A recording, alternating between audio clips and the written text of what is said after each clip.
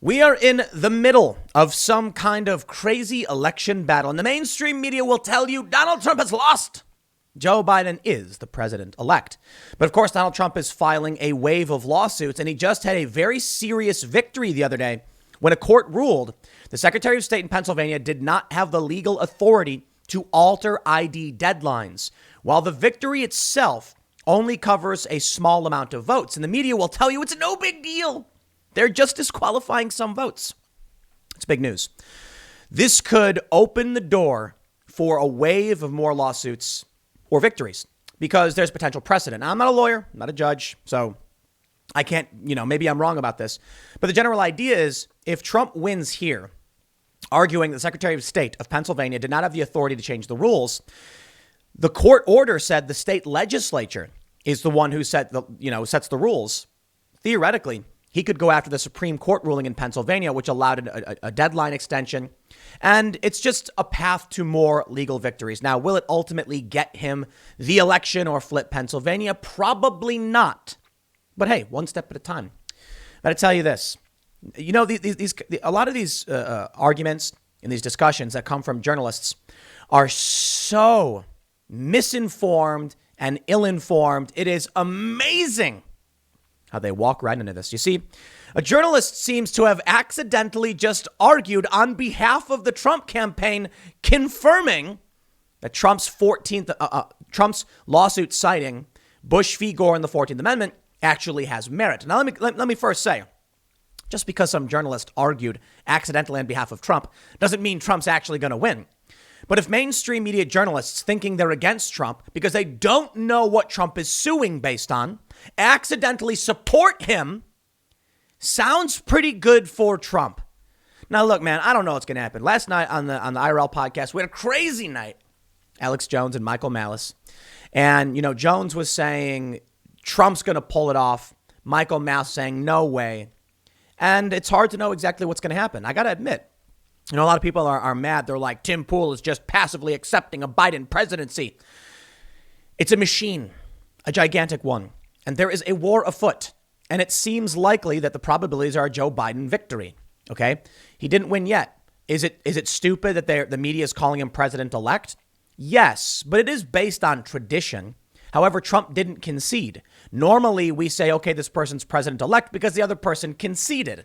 Joe Biden's just going for it, saying, I don't need Trump to concede. I won. Yeah, but we have a constitutional process in this country. Anyway, I don't want to rant too much because I want to show you how hilarious this is.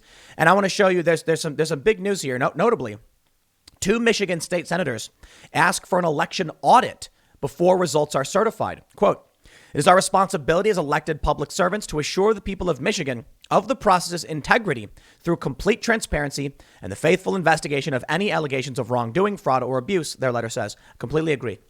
I'm not saying it's going to change any votes. Right now we've got, federal agents. What is this?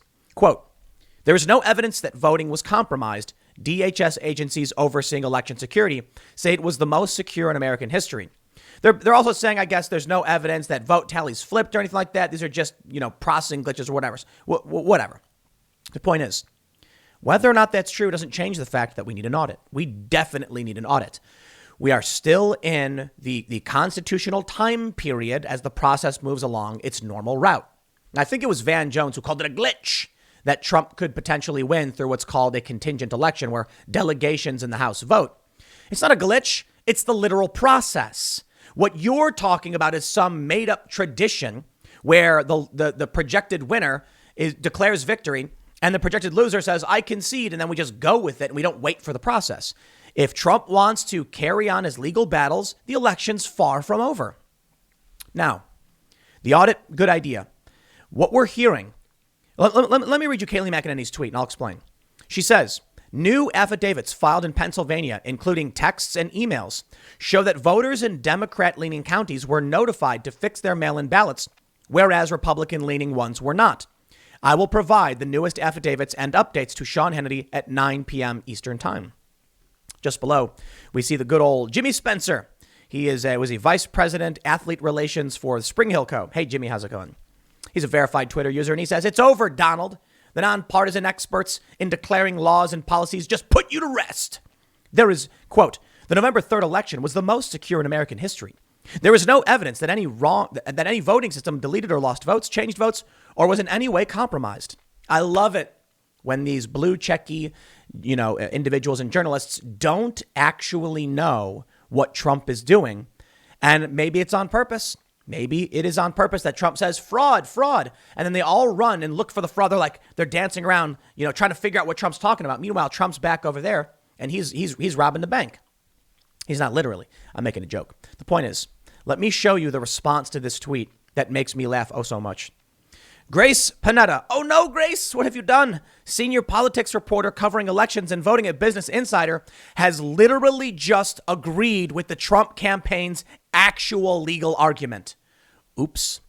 In response to Kayleigh McEnany, who said, we have texts and affidavits showing that voters in Democrat counties were given the chance to cure their ballot.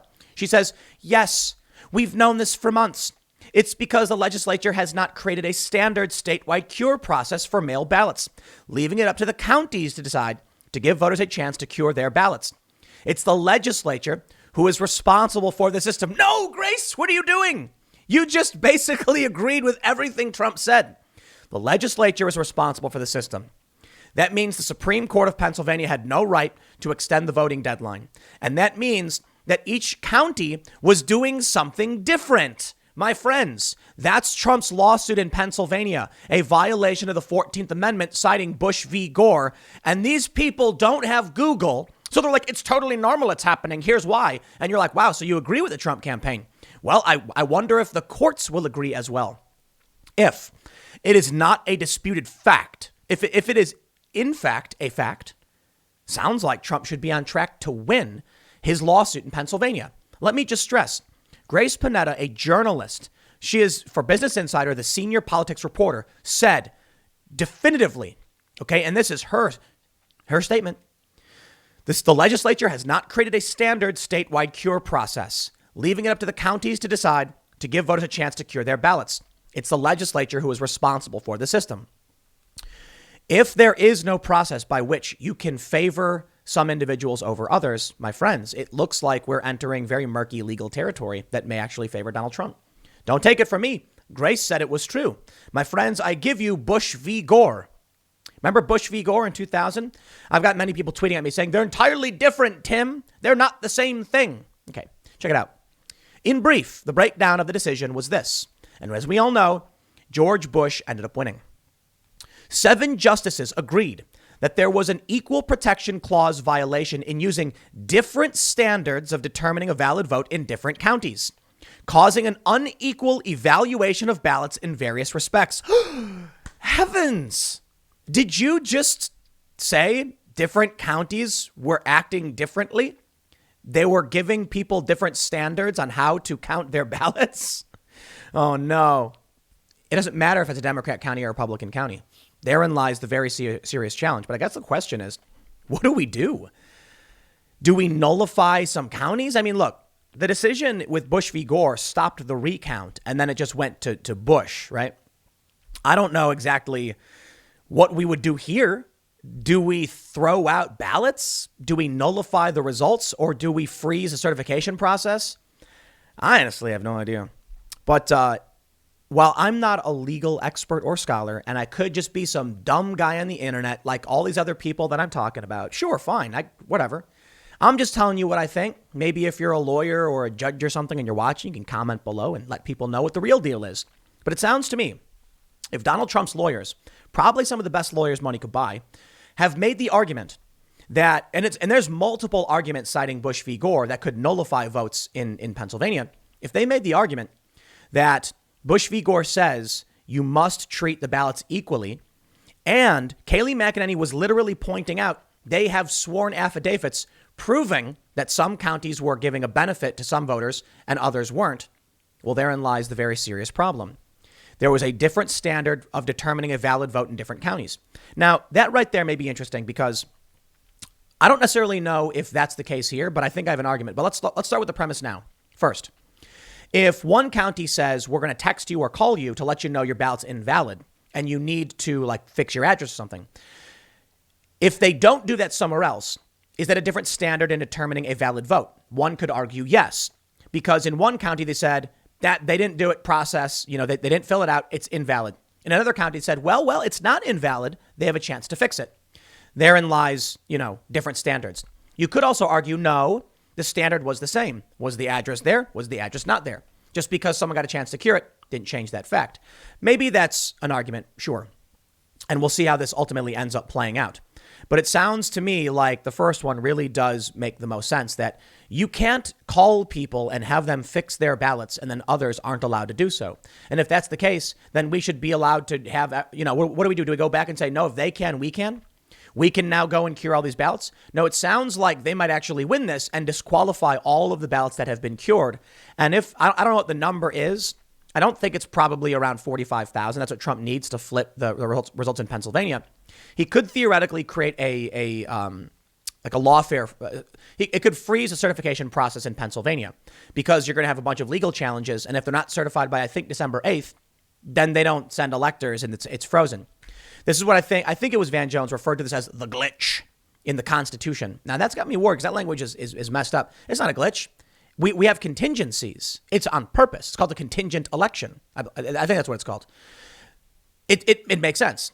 We have an election. We have electors. We have all of these different processes by which we solve these problems. And if we can't, then the delegations will vote on it. Let me read you a little bit more from Bush v. Gore, just so we can, be fair in this argument. And then I'll show you what's happening with Trump's lawsuit. They say Palm Beach County, this is back in 2000, changed standards of counting dimpled Chad several times during the counting process. Now that I understand, that makes no sense. Broward County used less restrictive standards than Palm Beach County. Right there. That's huge. Trump might get it. If you've got Allegheny County using different standards from, other counties, what's the other? I forgot the Philadelphia's county.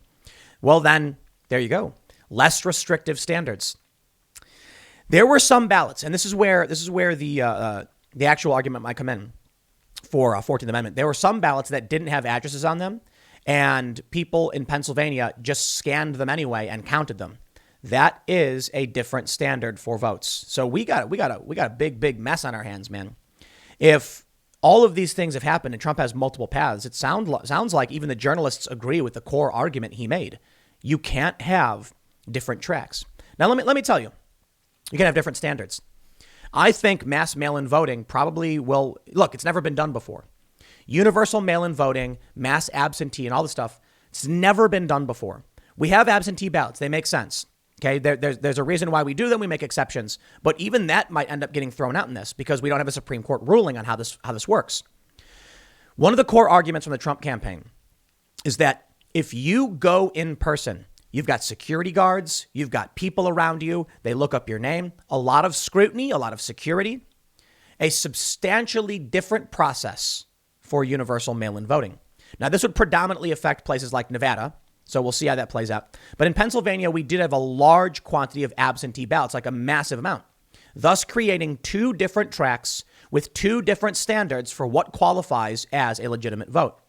Trump might actually just get the Supreme Court to say this election was broken by Democrats changing the rule at the last minute. And, my friends, I give you, judge hands Trump win.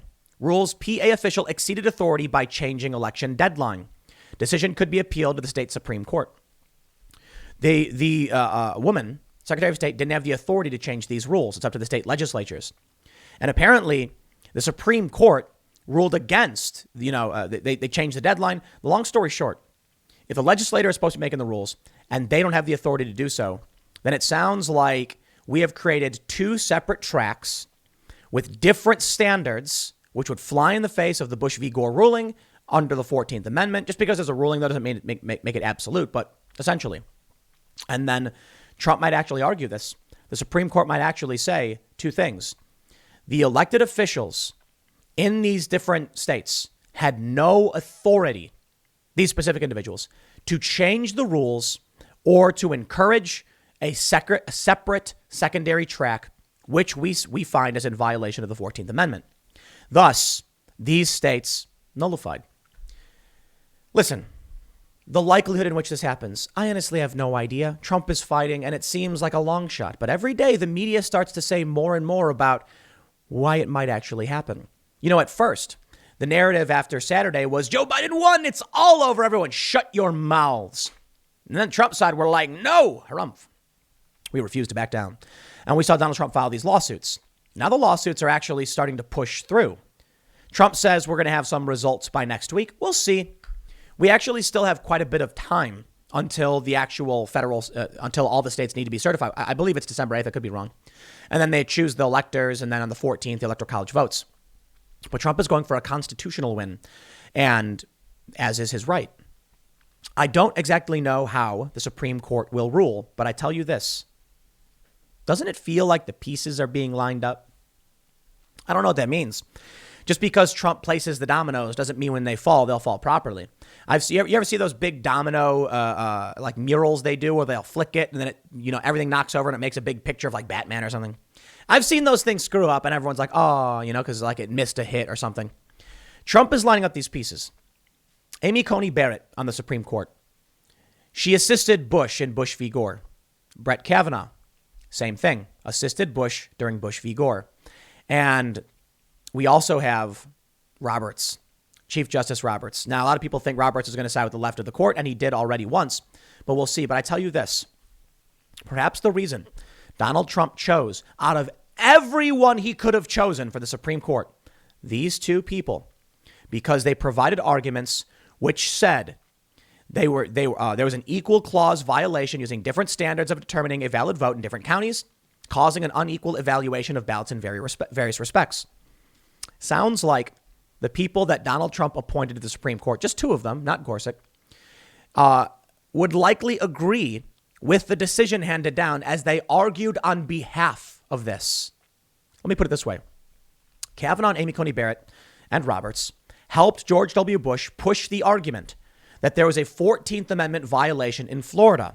They argued this. It is their argument. Could you imagine being a judge and someone comes up to you and says, I'd like to cite for you your own opinion from 20 years ago? It's like, yeah, all right, I hear you. Now, opinions can change, but we're talking about legal opinions. We're not talking about someone saying, do I, appreciate warm weather or cold weather more? Do I like snowboarding or skateboarding? Those are opinions. Who's your favorite sports team? Well, that could change. These are legal opinions. And if these people are originalists and they say, this is how the Constitution works, and this is what this means, it's very likely their opinion is going to be the same. So Trump took a couple of people who actually made the arguments he's making now, and now he's going to argue to them the same argument or a similar argument that they once argued for someone else. Doesn't it feel like pieces are being lined up? I'm not saying Trump is going to win. Not at all. I'm saying Trump is doing well in terms of like lining up the chess pieces, like he's setting the stage. He still might lose. He may have planned ahead. He's got a media apparatus he's up against. But I mean, it is what it is, huh? Now, ultimately, we're going to see how things play out, right? Trump is doing what Trump does. This is the core from Just the News. Trump campaign alleges two-tiered voting system, potential fraud in Pennsylvania lawsuit. This is from back on the 9th. Trump is going to do his thing. Now, I'll tell you what I'm really worried about. There's a video from, I forgot the guy's name. I feel bad because it was a good video, but he explains how a civil war could start. Oh, I know. Here we go. It's an important conversation. He brought up a really, really good point. It's not about whether there is or isn't, but about the powder keg that we're sitting on. Look at what's happening. This woman, Grace Panetta, who is a journalist, literally just made the argument on behalf of Trump, probably because she didn't actually read the lawsuits. Sure, maybe the argument she's saying is we've known for months, therefore Trump should have sued a long time ago. But Trump couldn't sue until I guess the argument, there's two arguments here. One is Trump should have sued early when he knew they were doing the curing. The other issue is that Trump couldn't sue until they had finalized numbers on what the curing impact was. Is Trump going to go in and say, we hear they're doing curing, we don't know because they haven't counted yet? Then the court's going to be like, well, then come back when you know. Thus, it happens after the election. But I'll tell you what's worrying. On Saturday, last Saturday, I believe it was Saturday, Joe Biden is announced the victor by all the media outlets. I tweeted this. I said, I believe I tweeted on the 4th, my current thoughts. Media calls the race for Biden. Trump files lawsuits. Trump wins. Next 4 years, Trump stole the election. I think it's actually potential. It's worse than that. I will say there were some funny people saying, Tim, the media doesn't call elections. They literally do. They did. But anyway, here's the point. What do you think happens when you take a bunch of people, 77 million, all these normies, and you just pepper them with news, just spray it in their face of President-elect Joe Biden wins, Donald Trump loses. They believe it, even though the process hasn't finished. Then what do you think happens if Trump wins a massive legal victory and now the results are being challenged? One day, these people who don't watch the news and aren't paying attention wake up to hear Donald Trump is the president again, and you did not win. These people are going to have some kind of psychotic break. Their brains are going to explode. How is that possible? The media said Joe Biden won. It was over. And then they go crazy. Me personally, I think it really, there's two things going on. My head says it's going to be Joe Biden. My heart says it's going to be Donald Trump. It's weird, isn't it? In 2016, I felt the same way. My head said Hillary Clinton. My heart said Donald Trump, but I didn't vote. I just felt like everything I had seen was lining us up for a Trump victory. But my head was like, no way. That could never happen. And that's how I feel right now. I feel like we're on track for a Joe Biden presidency. But something is happening where, in this gut feeling, the pieces just, I'm looking on the chessboard and I'm like, Amy Coney Barrett, Brett Kavanaugh, the lawsuit victory, the journalists are now arguing. This is getting weird. Maybe that's just it, though. Maybe it's just weird. Nothing's going to happen. Maybe it really is just a Trump temper tantrum, sure. But I'll tell you one thing. Regardless of whether or not it is or isn't, we're sitting on a powder keg. And that, to me, is the most worrisome. Trump could figure it out. He could find a way to victory, and they could just snap. They can go nuts. The one thing I think is really worrying is in the event that Donald Trump actually does win, the media just comes out and says Trump didn't. Trump stole it. They're going to say that Trump put Amy Coney Barrett on the Supreme Court purposefully to defend him, and she's paying him back. They're going to say something like, this is the quid pro quo. We get you on the Supreme Court. You get us reelected. It's going to be something like that. But people are going to lose it. And if this ends up happening, I'm worried. And I tell you this, every day it seems more and more likely. When the news first came out that Trump was filing a suit in this direction, I was like, okay, it's a Hail Mary pass. It's a long shot. Then we just got word that Trump won one of these lawsuits, throwing out some votes because these officials don't have the authority to change the election. But more importantly, it's the state legislators that have the right to do so. That could theoretically nullify absentee or universal mail-in ballots in states that didn't have the legal authority to change the election code. Another one of Trump's arguments. And if that happens, people are going to say, my vote got thrown out. It's not my fault. And they're going to say, every vote must be counted. Trump is cheating. I guess we'll find out. I'm chilling. We'll see. Had a lot of fun last night hanging out with these crazy guys. I hope you all had a good time. But I'll keep tracking the news. We'll see how it plays out. Next segment's coming up at 1 p.m. on this channel. Thanks for hanging out, and I will see you all then.